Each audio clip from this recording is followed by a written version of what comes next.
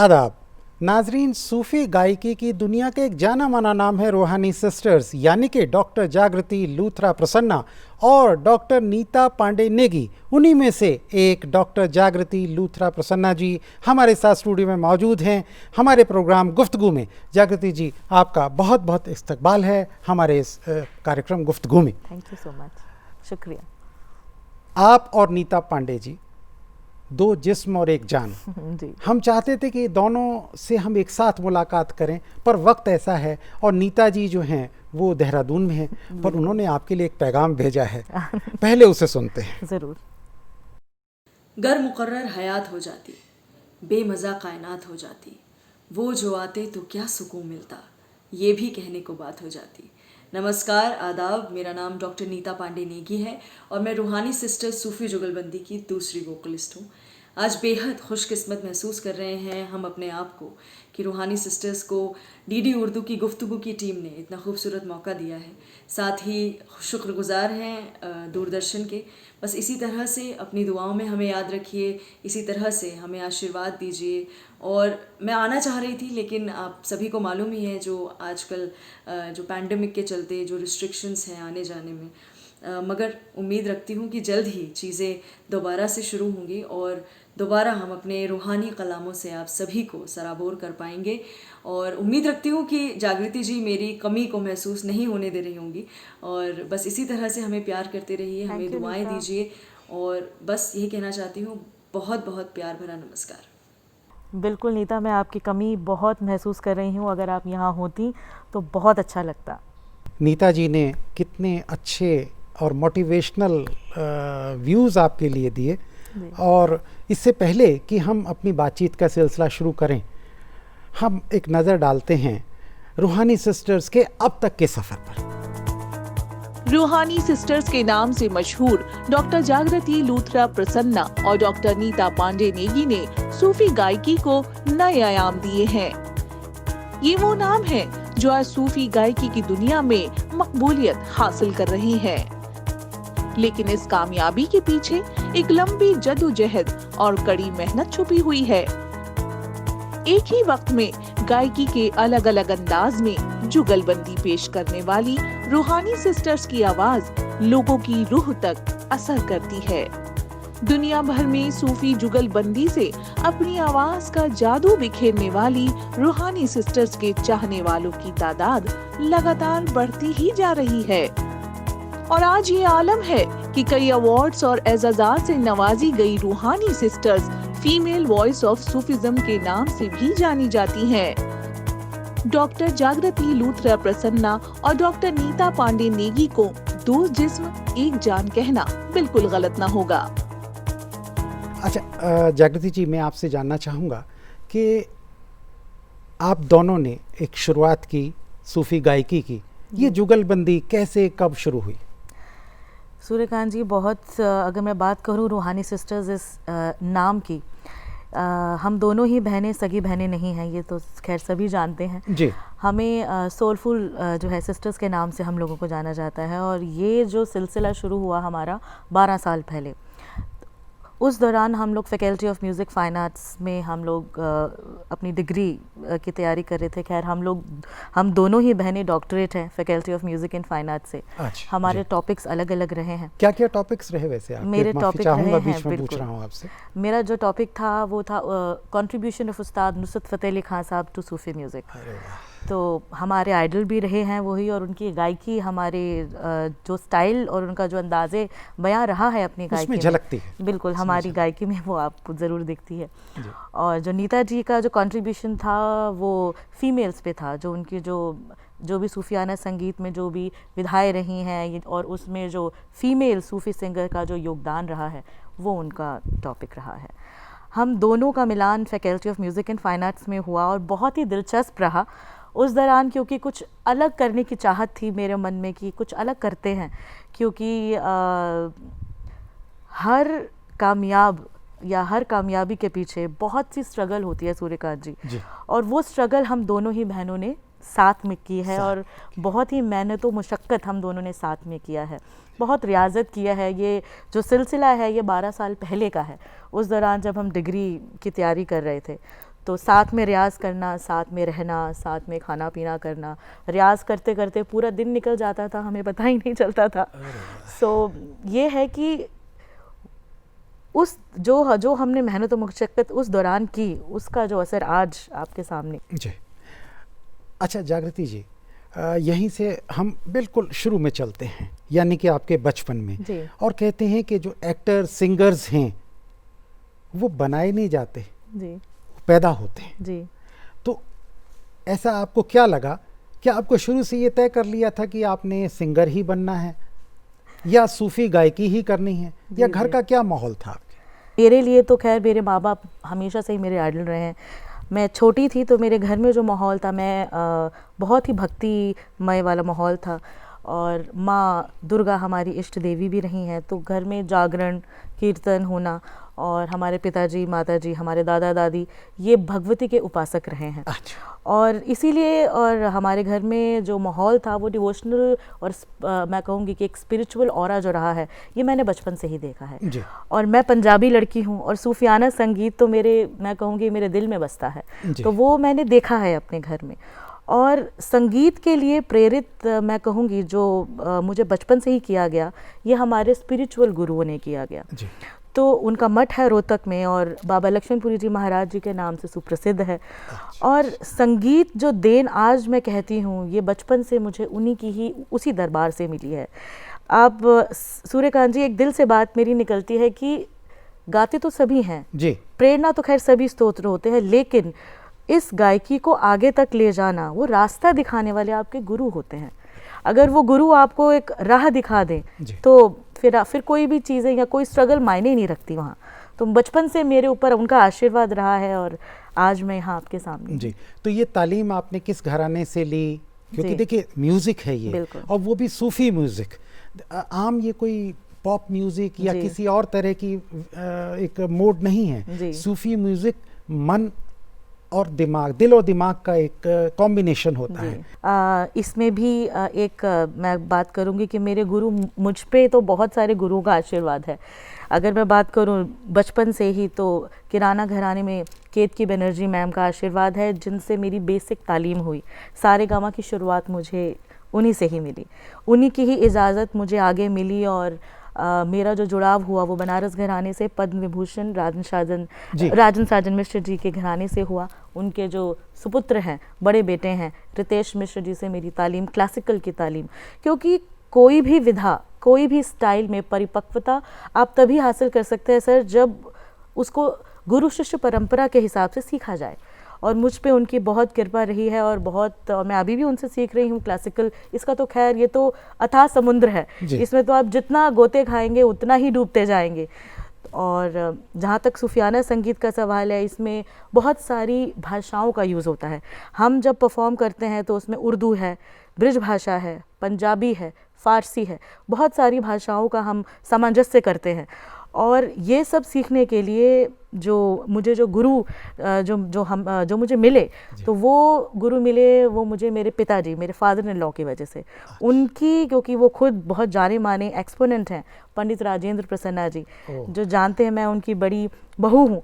और उन्होंने मेरा मार्गदर्शन किया कि आप रामपुर सहसवान घराने से उस्ताद सखावत हुसैन खान साहब से तालीम लीजिए, जो आपको गज़ल गायकी और सूफियाना गायकी की तरफ लेकर जाएं। और मैं 5-6 साल हो गए हैं मुझे उनसे तालीम लेते हुए, और मेरा तो बड़ा मेहनती बचपन आपका गुजरा। बिल्कुल। और जिसमें पूरी तरह से सूफ़ी में का एक बैकग्राउंड आपका तैयार हो गया। तो अब मैं चाहूँगा थोड़ा सा सूफ़ी म्यूज़िक क्या है और उसकी बानगी क्या हो सकती है, कुछ हमारे नाजरीन के लिए आप पेश करें। बिल्कुल सर। तो जैसे कि मैंने पहले भी कहा कि उस्ताद नुसरत फ़तेह अली खान साहब हमारे आइडल हैं, तो एक कवाली से मैं पेश करती हूँ आपके सामने, कुछ 2 बोल बोलती हूँ। अखियाँ उड़ीक दियाँ दिल वाजा मारदा, आजा परदेसिया तेनू वास्ते प्यार दा। बहुत खूबसूरत, आपके सामने पेश। आफरीन, इरशाद। अखियां उड़ीक दियां दिल वाजा मारदा, अखियां उड़ीक दियां दिल वाजा मारदा, आजा परदेसिया वास्ता प्यार दा, आजा तेनू अखियां उड़ीक दियां सजना तेनू अखियां उड़ीकदियां हो सजना तेनू अखियां उड़ीकदियां अखियां उड़ीकदियां।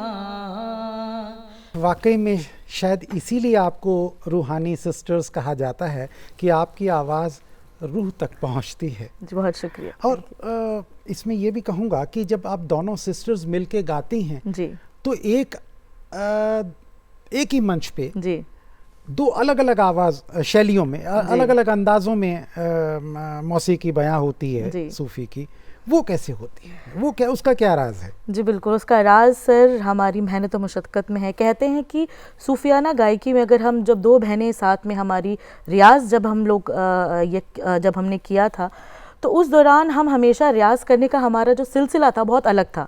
हम लोग किसी कॉम्पोजिशन को पकड़ते थे या कोई कव्वाली के ऊपर बात करते थे तो पहले हम सेपरेट हो जाते थे।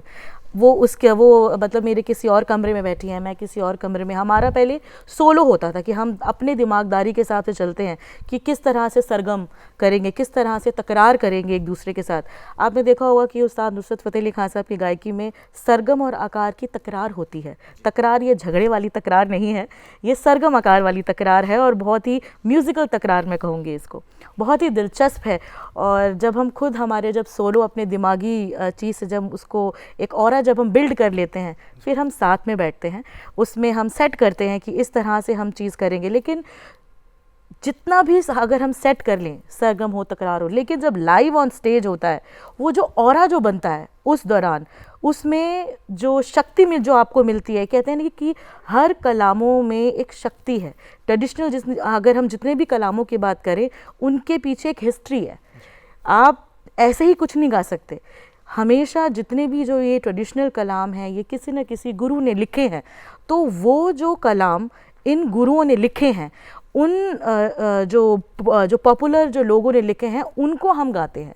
तो सूफ़ी गायन उसे कहते हैं जो इन सूफ़ी संगीतज्ञों के द्वारा लिखी हुई रचनाएं जो सिंगर पेश करे अपने अंदाज़े बयां से, उसमें रागदारी को इन्वॉल्व करे और अपने अंदाज से उसे पेश करे, तो वो उसका एक रंग कुछ अलग ही होता है। तो वो ऑन स्टेज सेम नहीं रहता। तो रियाज अपनी जगह है लेकिन लाइव ऑन स्टेज उसका जो रंग निकलता है उसमें हम रो भी पड़ते हैं, हम हंसने भी लग जाते हैं। तो उस कैफियत में आपको पता नहीं चलता कि वो रंग क्या है। आप लोगों को फीमेल वॉइस ऑफ सूफिज्म कहा जाता है। बहुत सारी चीज़ें ये देखी जाती हैं कि जब हम लोग ने स्टार्ट किया था तो 5 लड़कियों से स्टार्ट किया था। वो हमारी स्टार्टिंग जो थी उस दौरान जब मैं एमए फाइनल में थी और नीता जी मुझसे 2 साल छोटी हैं, ये एमए में अभी आई थी। 2 साल छोटी हैं मुझसे, 3 साल छोटी हैं वैसे, लेकिन कॉलेज में अगर मैं एमए फाइनल थी तो ये बीए इन्होंने ये किया था, पास आउट ही किया था। तो 1-2 साल का अगर बात करें तो वहाँ पे गैप था। अदरवाइज़ ये मुझसे 3 साल छोटी हैं, तो मेरे तो दिल के बहुत करीब है, मेरी छोटी बहन की तरह है। जो प्यार दुलार एक बड़ी बहन देती है वैसा ही मतलब वैसा ही मैं इनको मैं अपना मानती हूँ। तो उस दौरान 5 लड़कियों से हम लोगों ने अपने इस ग्रुप की शुरुआत की थी और उसको नाम दिया था सजदा। और उसमें अगर बात करूँ तो 5 लड़कियाँ, कोई कुमाऊनी है, कोई बंगाली है, कोई कश्मीरी है और नीता जी तो खैर खुद ये जो है ये कुमाऊनी इनके पेरेंट्स रहे हैं। तो इनको भी पंजाबी जो भाषा है ये मेरे परिवार में रहकर इनको मैंने सिखाई है। मेरे माँ बाप से के पास बैठकर उन्होंने वो चीज़ें सीखी हैं, किस तरह से भाषा को पहले समझना है, कैसे उसका अंदाज़े बयां करना है, रागदारी को सीखना, उसको सिखाना। तो ये हमारा जो एक मैं कहूँगी हार्ड वर्क हमारा उस दौरान काफ़ी रहा, क्योंकि ये जो गायकी है सर ये मेल ओरिएंटेड गायकी है। पहले फीमेल्स नहीं हुआ करती थी। आप अगर पीछे जाएंगे तो कोई भी आप नहीं देखेंगे कि कोई जुगलबंदी में आपको फीमेल मिल रही है, कोई भी नहीं थी। सारे कव्वाल्स, सारी अगर ये मेल ओरिएंटेड है और बिल्कुल सारे कव्वाल हैं, साबरी ब्रदर्स, निज़ामी ब्रदर्स, नुसरत फ़तेह अली खान साहब, तो इतने सारे कव्वाल्स रहे हैं अपने उस समय पे। और फीमेल्स इक्का दुक्का, जैसे आबिदा परवीन जी हैं, उनका नाम हुआ है, सोलो में हुआ है, मगर उस दौरान इस तरह से। लेकिन वो सजदा जो हमने ग्रुप बनाया था वो किसी ना किसी वजह से नहीं बन पाया, तालमेल नहीं बैठा हमारा। लेकिन इन दी एंड मेरा और नीता का तालमेल बैठा, हमारी सोच मिली, कुछ पाने की जद्दोजहद की, लाइफ में कुछ करना है, कुछ बनना है। तो उस दौरान मैंने ये नीता के साथ, क्योंकि इनका जो अंदाज़े बयां था, जो एक सूफ़ी मैं कहूँगी गायकी में एक बुलंद आवाज़ की ज़रूरत होती है, और वो आवाज़ मुझे नीता में दिखी। और मैंने इनको बोला क्या तुम कुछ नया करना चाहोगी मेरे साथ? तब इनको मैंने उस सूफियाना संगीत के बारे में बताया, अपनी प्लानिंग्स के बारे में बताया, और ये मेरे साथ तब से जुड़ी हैं जिस विश्वास के साथ नीता मुझसे जुड़ी हैं। और जो विश्वास मैं कहूँगी नीता ने जो मुझ में दिखाया है, आई थिंक वो बहुत काबिल तारीफ़ है। बहुत डिवोशन के साथ उसने भी और मेरे साथ बहुत मेहनत की है, क्योंकि एक भाषा को सीखना, जो पंजाबी भाषा उनकी नहीं है, उसे सीखना और फिर उसे गाना, प्लस उर्दू भाषा जो मैं अपने गुरुजी से सीखती हूँ वो मैं फिर इनको सिखाती हूँ, फिर वो उनको सीखती हैं बाकायदा। क्योंकि अब इनका भी ताल्लुक़ अगर मैं बात करूँ दिल्ली घराने के खलीफा उस्ताद इकबाल अहमद खान साहब से है, तो ये उनके शागिर्दा हैं और उनका बाकायदा बहुत, और वो तो मुझे भी बहुत प्यार करते हैं, हम दोनों को छोटी दोनों बहनें कह के संबोधित करते हैं, बहुत प्यार सम्मान मिलता है। और गुरुओं का सम्मान जब आपके साथ हो और अपनी फैमिली का सपोर्ट हो, बहुत ज़रूरी होता है। उस दौरान बहुत सारी क्रिटिक्स हम लोगों ने झेली कि आपकी तो आवाज़ बहुत पतली है। अगर आप कभी हमारे पहले के ऑडियो सुनेंगे तो बहुत पतली पतली आवाज़ें थी हमारी उस दौरान, मगर हमारे गुरु महाराज की, मैं कहूँगी मेरे पीरो मुर्शिद का आशीर्वाद है कि इस गायकी में अपना डिवोशन देते देते करते करते आज हमारी गायकी जो आवाज़ है इस गायकी को सूट करती है, लोगों को पसंद आने लगी है। अच्छा, मैंने ये भी सुना है कि आप अपने गीतों को खुद लिखती हैं और मौसीकी भी खुद तैयार करती हैं। जी बिल्कुल। ये कैसे? जी बिल्कुल, ये मैं अगर मैं बात कहूँ सूर्यकांत जी, ये भी हमारे गुरु मुर्शिद के आशीर्वाद है, क्योंकि ये जो लिखने का जो एक अंदाज़ है इसमें हमेशा बहुत सारे स्टाइल्स अगर हम बात करें मैं उसमें डालने की कोशिश करती हूँ। और एक जो कलाम है जो मैंने खुद लिखा है और वो मेरे दिल के बहुत करीब है, और उसके बोल है बेदर्दा बेदर्दा नल करके यारियाँ मैं जिंद जान सजन तो वालियाँ। ये बाबा बुल्ले शाह का कलाम है, और कहते हैं कि बाबा बुल्ले शाह का कलाम बहुत ठेठ पंजाबी में था, तो और आम जो आवाम को समझाने के लिए उसको हम लोगों ने रीमॉडिफाई किया, उसके शब्द मैंने चेंज किए, बहुत आसानी से उसको मैंने चेंज किए और उसको कंपोज किया।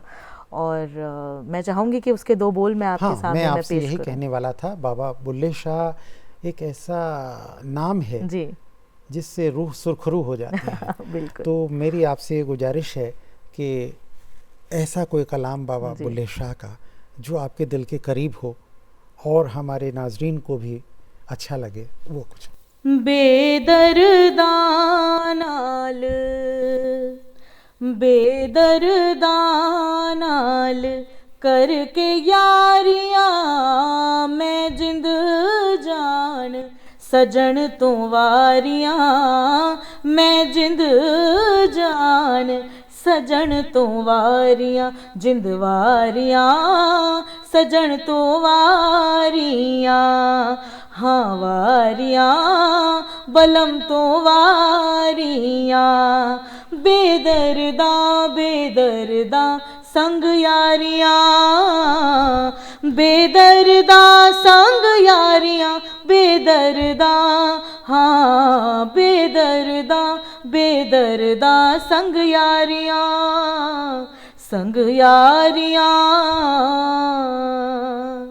क्या बात है, बेहद खूबसूरत, आफरीन। Thank you. और यहीं से अब चलते हैं आपकी एक थोड़े से पर्सनल, बिल्कुल घर की दुनिया में। जी आप एक पंजाबी फैमिली से ताल्लुक़ रखती हैं जी और जो आपके खाविंद हैं जी वो बनारस से हैं। जी जी तो जी ये दोनों की बातचीत कैसे चली और मुकद्दस रिश्ते, शादी जैसे मुकद्दस रिश्ते तक पहुंची ये बात, जी। ये सब कैसे हुआ?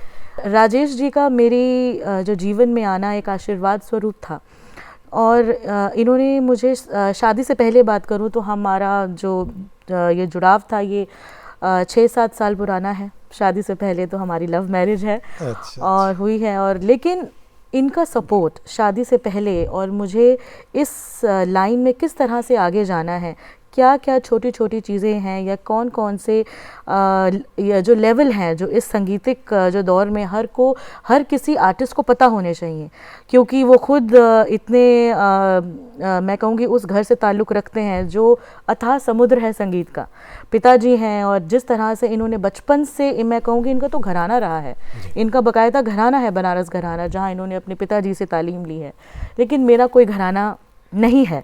तो एज इन मैंने तो तालीम ली है अपने गुरुओं से, अपने पीरो मुर्शिद से, या इस तरह से जैसे मैंने आपको पहले भी बताया कि हमारे जो गुरुओं का आशीर्वाद मुझ पर रहा और हम लोगों ने उनसे तालीम ली। लेकिन घराना क्या होता है और किस तरह से घराने वाले घर में किस तरह से गायकी होती है, कैसे तालीम दी जाती है, गुरु शिष्य परंपरा क्या होती है, ये शादी के बाद जब मैं पिताजी के, अपने फादर इन लॉ के, उनको मैं कहती नहीं, वो मेरे पिताजी ही हैं, क्योंकि फादर इन लॉ तो मैं कहूँगी एक रिश्ता है, लेकिन उससे भी ऊंचा रिश्ता है कि उन्होंने अपनी बहू नहीं माना है, हमेशा मुझे अपनी बेटी माना है। अच्छा, आपकी आइडियल आपने बताया उस्ताद नुसरत फ़तेह अली खान साहब जी, जी। तो कुछ ऐसा जो बताए जी कि आप उनकी वाकई में मुरीद हैं, ऐसा कुछ गुनगुना दीजिए। जी बिल्कुल, ज़रूर जी।